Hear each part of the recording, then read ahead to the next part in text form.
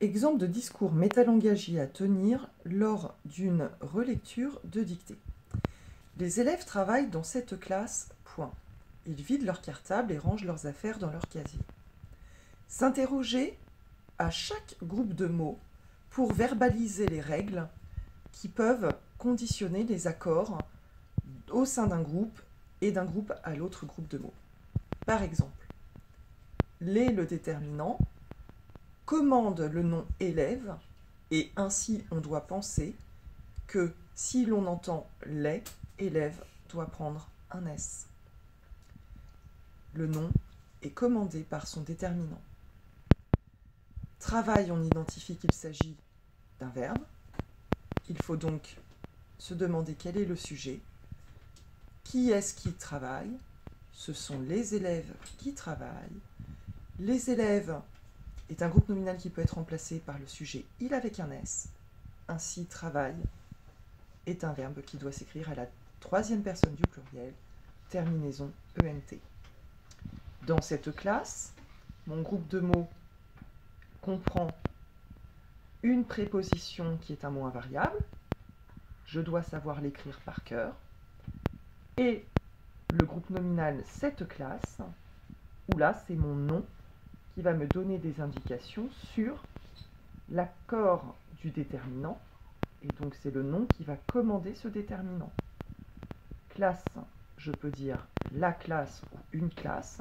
Il s'agit d'un féminin singulier. Je dois donc écrire cette de la même manière au féminin singulier.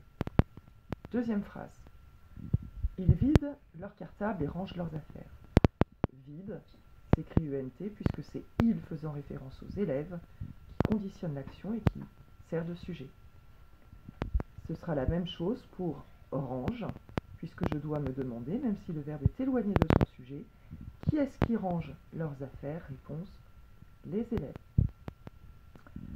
Le groupe nominal leur cartable, comme leurs affaires ou leur casier.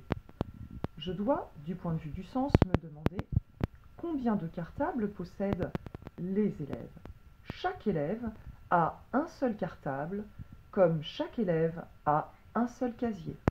Donc leur cartable et leur casier doivent être deux groupes nominaux écrits au masculin singulier. S'il n'y a pas de S à cartable, il n'y aura pas de S à l'heure, en cas de déterminant. Même chose pour casier vis-à-vis de l'heure.